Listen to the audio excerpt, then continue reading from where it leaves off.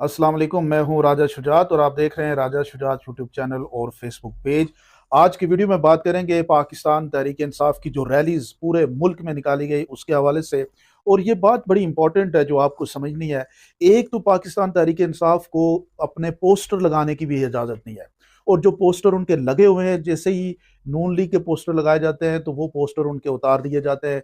नून league को जिस तरह की सहूलियात में असर है वो पाकिस्तान तहरीक इंसाफ के लिए नहीं है। और जो पोस्टर पीटीआई के कैंडिडेट्स के हैं वो तो लगने नहीं दिए जा रहे। और बहुत सारे पोस्टर ऐसे भी लगे हुए हैं जिनकी जो अगर आप देखें तो बेशुमार आज़ाद उम्मीदवार जो हैं उन्होंने अपने पोस्टर्स के जो कलर्स हैं वो पाकिस्तान तहरीक इंसाफ के झंडे पे लगाया हुआ है, यानी बैकग्राउंड जो पोस्टर का है वो पीटीआई के झंडे का है।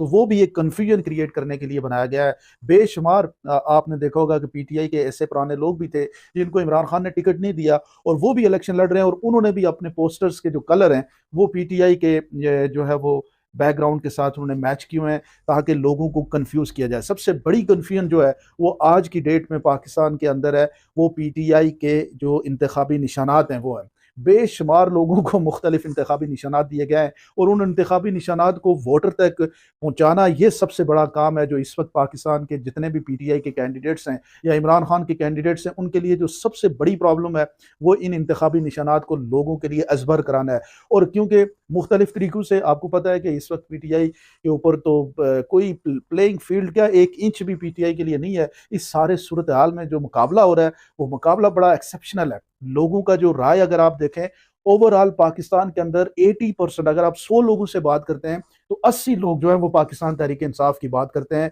और इमरान खान के ऊपर होने वाले मजालिम जो है उनके अगेंस्ट बात करते हैं। वो ये कहते हैं कि जुल्म और ज्यादती की कोई इंतहा होती है, जिस लेवल पे इमरान खान के साथ हो रहा है ये अनएक्सेप्टेबल है और इसको इतना ज़्यादा इन चीज़ों को नहीं होना चाहिए था। उसके बावजूद जो पीटीआई के लिए अभी जो अलार्मिंग बात है जो पीटीआई के कैंडिडेट्स के लिए वो ये है कि वो अपने इंतखाबी निशानात को डोर टू डोर पैम्फलेट दे के मुख्तलिफ जगहों पे हर घर में, हर कॉन्स्टिट्यूंसी के अंदर, हर गली में, हर मोहल्ले में, हर सेक्टर में जाके उनको सबसे इंपॉर्टेंट बात यह है कि वो जो पीटीआई का या इमरान खान का हमायत याफ्ता उम्मीदवार है उसका सिंबल जो है वो निशान, इंतखाबी निशान वो लोगों तक पहुंचाना है। और क्योंकि आम हालत में तो लोग इमरान खान के फेस को जानते हैं, पीटीआई के कलर को जानते हैं, झंडे को जानते हैं, बल्ले को जानते थे, तो बल्ला तो उनसे ले लिया गया।